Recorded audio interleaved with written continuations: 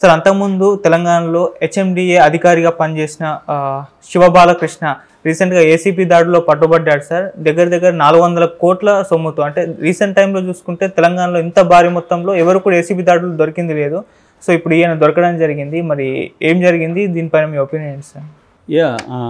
రేవంత్ రెడ్డి అధికారంలోకి వచ్చిన తర్వాత ఆయన ప్రధానమైన ఫోకస్ గత ప్రభుత్వంలో జరిగిన అవినీతి అనే దాని మీద చేస్తున్నాడు. ఈ అవినీతిలో 2 రకాలు ఉన్నాయి. ఒకటి political corruption, 2 bureaucratic corruption. Already ఆయన ఈ రెండింటి మీద, ఈ 2 రకాల కరప్షన్ మీద ఫోకస్ చేస్తున్నాడు. మనకు చూసాము కాళేశ్వరం దాంట్లో ప్రధానంగా రాజకీయ అవినీతి అనేది ప్రధానం. అట్లాగే ఆ కాంట్రాక్టర్ కూడా మేఘా కృష్ణారెడ్డి, ఆయన మీద కూడా నజరేశారు. ఆల్రెడీ విజిలెన్స్ కమిటీ రిపోర్ట్ ఇచ్చింది, దాని మీద చర్యలు తీసుకుపోతున్నారు. దాని మీద సింగిల్ జడ్జితో కూడా చేయబోతున్నారు.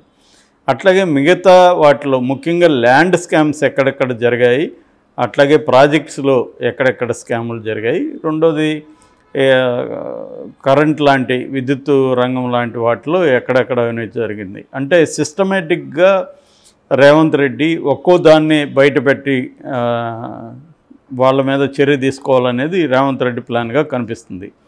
సో దీంట్లో నేను గతంలో చెప్పినట్టుగా 2 ప్రయోజనాలు ప్రధానంగా ఉన్నాయి. ఒకటి, గత ప్రభుత్వాన్ని డిఫేమ్ చేయడం. గత ప్రభుత్వం కొన్ని మంచి పనులు కూడా చేసి ఉండొచ్చు. ముఖ్యంగా అభివృద్ధి కానీ ఇటు సంక్షేమం కానీ చాలా వరకు కేసీఆర్ ప్రభుత్వం చేసింది. పవర్ సెక్టర్లో గణనీయమైన పురోగతిని కేసీఆర్ ప్రభుత్వం సాధించింది. అట్లాగే వ్యవసాయ రంగంలో కూడా ఇప్పటివరకు ఎప్పుడూ లేనట్టుగా తెలంగాణలో వ్యవసాయ రంగానికి నీళ్ళు అందించడం కానీ, పర్ యాకరేజ్ అంటారు, అంటే పంటలు పండే విస్తీర్ణాన్ని విపరీతంగా పెంచడం కానీ, ఇవన్నీ ఇట్లాంటి అనేక పనులు చేయగలిగింది. అట్లాగే రైతు బంధు కానీ, కళ్యాణ మస్తు ప్రోగ్రాం కానీ, దళిత బంధు కానీ, ఇట్లాంటి చాలా పథకాలని చేయగలిగింది. అట్లాగే ప్రతి ప్రభుత్వంలో ఉన్నట్టుగానే ప్రభుత్వ వ్యతిరేకత కూడా బలంగా ఉంది కొన్ని విషయాలు. ముఖ్యంగా కేసీఆర్ పని విధానం మీద బలమైన వ్యతిరేకత ఉంది. ఇప్పుడు ఏంటంటే కంప్లీట్గా ఈ అభివృద్ధి అనే మోడల్ని దెబ్బకొట్టడానికి కేసీఆర్ నీళ్ళు ఇచ్చాడు కానీ ఆ నీళ్ళల్లో 1,00,000 కోట్ల అవినీతి జరిగింది. కేసీఆర్ పవర్ ఇచ్చాడు కానీ ఆ పవర్లో వేలాది కోట్ల 85,000 కోట్ల ఎంత అవినీతి జరిగింది. ఇక హైదరాబాద్ అభివృద్ధి అంటున్నారు మీరు, హైదరాబాద్ అభివృద్ధి అంతా కూడా అవినీతిమయం. ఇలాంటి ఒక నెరేటివ్ని రేవంత్ రెడ్డి తీసుకురాదలుచుకున్నాడు. దీనివల్ల ఏమవుతుందంటే గత ప్రభుత్వం సాధించిన ఈ హైదరాబాద్ అభివృద్ధి, అర్బన్ సెంటర్స్ డెవలప్ అవ్వడం, అనేక కంపెనీలు రావడం, ఇవన్నీ పాజిటివ్ పాయింట్స్. అందుకనే మనకి గ్రేటర్ హైదరాబాద్ చుట్టుపక్కలంతా కూడా బీఆర్ఎస్ఏ సీట్లు వచ్చాయి బలంగా. లేకపోతే ఇంకా ఘోరంగా ఉండేది, 39 కూడా వచ్చిండేది కాదు వాళ్ళకి. ఇది సేవ్ చేసింది ఒక రకంగా. దానికి ప్రధాన కారణం ఏంటంటే హైదరాబాదు అభివృద్ధి జరగడం, ఇక్కడ రియల్ ఎస్టేట్ డెవలప్ అవ్వడం, ఇవన్నీ ఉన్నాయి. ఇవన్నీ వాళ్ళ క్రెడిట్లో ఉన్నాయి. ఈ క్రెడిట్ని డిస్క్రెడిట్ చేయడానికి రేవంత్ రెడ్డి ఏం చేస్తున్నా అంటే ఇక్కడ ఎలాగ అవినీతి జరిగిందనేది ప్రజలకి కళ్ళకు కట్టినట్టు చూపించాలి అనేది ఇప్పుడు అతను నిర్ణయం తీసుకున్నాడు. దీనివల్ల ఏంటంటే గత ప్రభుత్వం చేసిన మంచి పనులను కూడా డిస్క్రెడిట్ చేయడం, అది ప్రధానమైన టాస్క్. రెండవ టాస్క్ ఏంటంటే మొత్తం కూడా ఈ 10 ఏళ్ల పరిపాలనలో రాష్ట్రాన్ని దివాలా తీయించేశారు, అప్పుల్లోకి నెట్టేశారు. 6,71,000 కోట్లు అప్పులైపోయినాయి. అందువల్ల ఖజానాలో డబ్బు లేదు. అప్పుల్లో ఉన్న రాష్ట్రాన్ని మేము బాగు చేయడానికి ట్రై చేస్తున్నాము. సో అందుకని మేము చెప్పిన పథకాలన్నీ కూడా అమలు చేయకపోతే అది బాధ్యత మాది కాదు, బీఆర్ఎస్ది అన్న ఒక డైరెక్ట్గా ఈ మాట చెప్పరు కానీ ఇండైరెక్ట్గా జనాల్లో సైకాలజీలోకి ఇది తీసుకెళ్ళడం. ఈ 2 టాస్కులు ప్రధానంగా మన రేవంత్ రెడ్డి ముందు ఉన్నాయి. దానివల్ల ఆయన ఈ అగ్రెసివ్గా వెళ్తున్నాడు. అయితే నిజంగా కూడా షాకింగ్గా ఉంది ఇప్పుడు ఈ సంఘటన. అవినీతి తిమింగలమా లేకపోతే ఇంకా పెద్ద జంతువా అని కూడా చెప్పలేం. శివబాలకృష్ణ ఈయన వచ్చి గతంలో హెచ్ఎండిఏ హైదరాబాద్ మెట్రో డెవలప్మెంట్ అథారిటీకి డైరెక్టర్గా ఉన్నాడు. తర్వాత ఇప్పుడు దీంట్లో ఉన్నాడు, మెట్రో రైల్ లిమిటెడ్ ప్లానింగ్ ఆఫీసర్గా ఉన్నాడు. దానికి ముందు కూడా రియల్ ఎస్టేట్ రెరా అంటారు, అంటే రియల్ ఎస్టేట్ రెగ్యులేటరీ అథారిటీ అనమాట. రెరా అంటే ఏంటంటే రియల్ ఎస్టేట్ రెగ్యులేటరీ అండ్ డెవలప్మెంట్కి సంబంధించి యాక్ట్ ఒకటి వచ్చింది 2016లో పార్లమెంట్లో ఒక యాక్ట్ చేశారు, చట్టం తీసుకొచ్చారు. రియల్ ఎస్టేట్ని రెగ్యులేట్ చేయడం, డెవలప్ చేయడానికి సంబంధించిన ఒక చట్టం. ఆ చట్ట ప్రకారం ఏంటంటే ప్రతి స్టేట్లో కూడా రియల్ ఎస్టేట్ రెగ్యులేటరీ అథారిటీ అనే రెరా అనే ఒక బోర్డుని ఏర్పాటు చేయడం. ఇదేంటంటే ఇర్రెగ్యులేటరీస్ని రెగ్యులరైజ్ చేసుకోవడానికి, ఆ సెక్టర్ అభివృద్ధి చేయడానికి, ఏమన్నా డిస్ప్యూట్స్ ఉంటే పరిష్కరించడానికి ఈ అథారిటీ ఎవరి స్టేట్లో పెట్టాలనేది పార్లమెంట్ చేసిన ఈ చట్టంలో ఉంది. దాని ప్రకారం అన్ని స్టేట్లో కూడా రెరాని పెట్టారు. దానికి కూడా ఈయన డైరెక్టర్గా పనిచేస్తాడు గతంలో. సో ఈ రెండు కూడా బలంగా రియల్ ఎస్టేట్ రంగంలో ఉండేవి. మనకు తెలుసు రియల్ ఎస్టేట్ రంగంలో ఎన్ని వేల కోట్ల టర్నోవరు, లక్షల కోట్ల టర్నోవర్ జరుగుతూ ఉంటుంది. సో ఈయన హెచ్ఎండి ఆఫీసర్ ఉన్నప్పుడు ఈయన మీద నిఘా పెట్టారు. ఫస్ట్ నిఘా పెట్టినప్పుడు ఈయన అడ్డంగా నిలువుగా అన్ని వైపులా దొరికిపోయాడు. సో వీళ్ళు వెళితే వాళ్ళ ఇండ్ల మీదకి వెళ్ళి 4-5 ఇళ్లలో, వాళ్ళ బంధువుల ఇళ్లలో ఏకాలంలో ఏసీబీ రైడ్స్ జరిపినప్పుడు షాకింగ్ విషయాలు బయటకు వచ్చాయన్నమాట.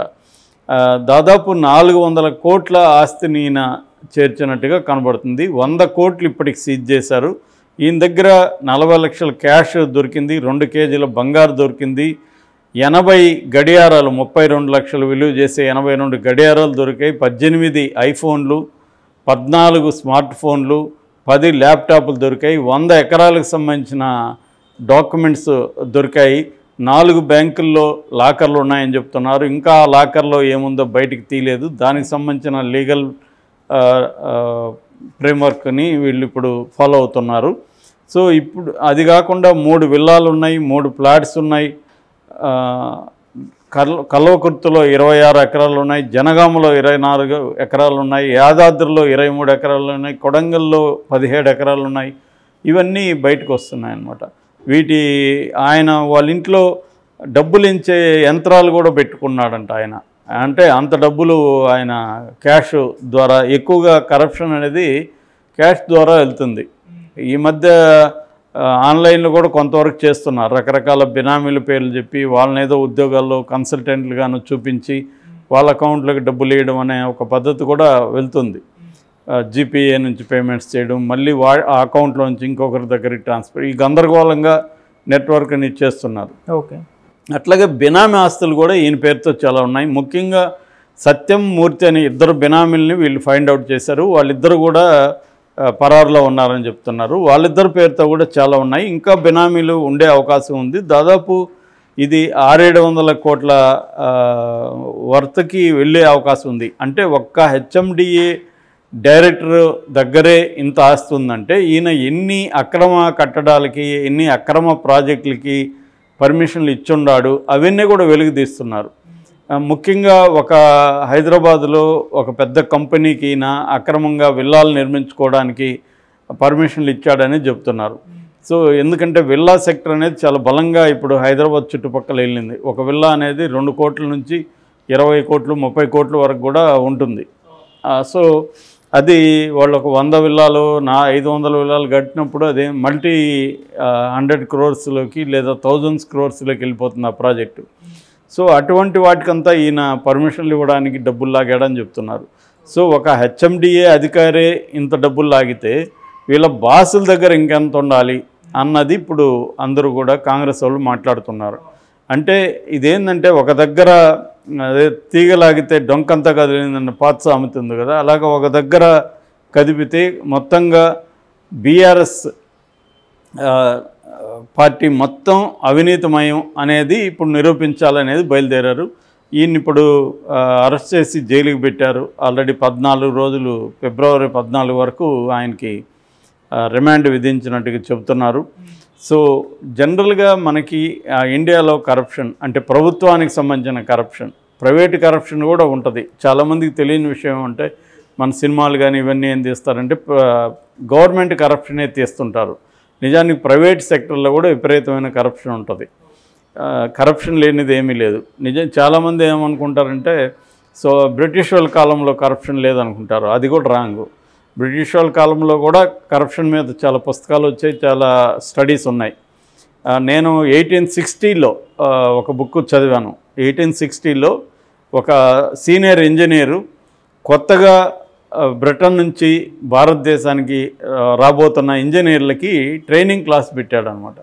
ఆ ట్రైనింగ్ క్లాస్లో ఒక మాట ఆయన ఏం చెప్తున్నాడంటే, మీరు ఇండియాకి బంగారు సంపాదించుకోవాలని కానీ ఎవరైనా వెళ్తుంటే మాత్రం వెళ్ళకండి. ఎందుకంటే ఇంతకుముందు తూర్పు India, east India company rule ఉన్నప్పుడు మన వాళ్ళందరూ బ్రహ్మాండంగా బంగారు సంపాదించుకొని వచ్చారు. ఇప్పుడు అలాంటిది ఇది లేదు. ఎందుకంటే ఇప్పుడు రాణి ప్రభుత్వం వచ్చింది, ఇప్పుడు స్ట్రిక్ట్ అయింది. కాబట్టి ఆ ఉద్దేశంతో ఎవరైనా ఇండియాకి వెళ్తుంటే వెళ్ళొద్దు అని చెప్తున్నాడు. అంటే అర్థం ఏంటి? ఈస్ట్ ఇండియా కంపెనీలో విపరీతమైన కరప్షన్ ఉందని. రాని తర్వాత కూడా వచ్చింది. ఆయన అలా చెప్తున్నాడు, హెచ్చరిస్తున్నాడు స్ట్రిక్ట్ అయింది రూల్స్ అని. ఓకే. అంటే బ్రిటిష్ కాలంలో కూడా కరప్షన్ మీద మనోళ్ళు కూడా చాలా పుస్తకాలు రాశారు. వాళ్ళకి దుబాసిలుగా పనిచేసిన చాలామంది రాసినవి ఉన్నాయి. సో ఏమైనా కరప్షన్ అయితే ప్రధానంగా ఇండియాలో 2 రకాలు చెప్పుకోవచ్చు. ఒకటి పొలిటికల్ కరప్షన్, రెండోది బ్యూరోక్రటిక్ కరప్షన్. ఈ బ్యూరోక్రటిక్ కరప్షన్లో మళ్ళీ కొన్ని రకాలు ఉన్నాయి. ఒకటి పెట్టి కరప్షన్. పెట్టి కరప్షన్ అంటే మనం ఏదో సర్టిఫికేట్ అడగడానికి వెళ్తాము రెవెన్యూ డిపార్ట్మెంట్కి, వాడేదో 1000 రూపాయలు 2000 అంటాడు, అది పెట్టి కరప్షన్.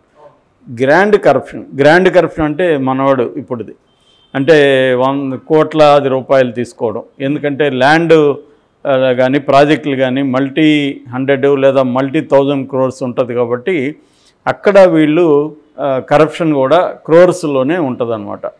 సో ఇది గ్రాండ్ కరప్షన్ అనమాట. ఇది కాకుండా ఎక్స్టార్షన్ ఉంటుంది. అంటే ఇప్పుడు బస్సులు పెట్టుకుంటారు, ఆర్టీఓ అధికారులు ఈ బస్సులు ఓనర్లను బెదిరించి డబ్బులు లాగుతూ ఉంటారు. దీన్ని ఎక్స్టార్షన్ అంటాం. అంటే రెగ్యులర్గా అవినీతి జరుగుతూ ఉన్న చోట వీళ్ళకి అవసరమైనప్పుడు వాళ్ళని బెదిరించి డబ్బులు లాక్కోవడం. ఇది కూడా బ్యూరోక్రాట్స్, హై స్థాయిలో వాళ్ళు. వీళ్ళు ఎక్కువగా పోలీస్ డిపార్ట్మెంట్లు ఇది ఉంటుంది. బార్లకి వీళ్ళందరికీ వీళ్ళు రేట్లు ఫిక్స్ చేస్తారు. ఈ బారోడ్ ఎంత కట్టాలి మంత్లీ అని, ఆ బారోడ్ అంత కట్టాలి, లేకపోతే దాని మీద సీజ్ చేయడం, దాని మీద అటాక్స్ చేయడం, ఇవన్నీ చేస్తుంటారు.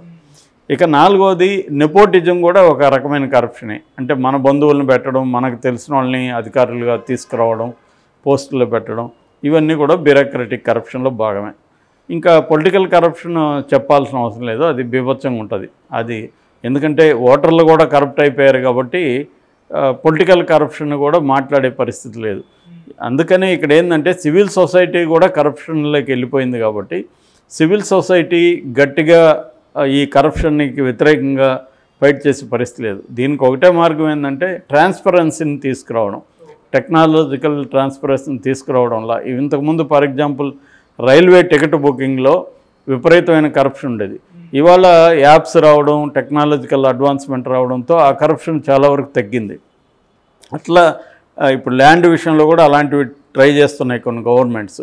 సో ట్రాన్స్పరెన్సీ కానీ తీసుకొస్తే చాలా వరకు కరప్షన్ తగ్గే అవకాశం అయితే ఉంది. ఏదేమైనా ఇది షాక్ ఇచ్చే అంశంగా మనం చెప్పుకోవచ్చు.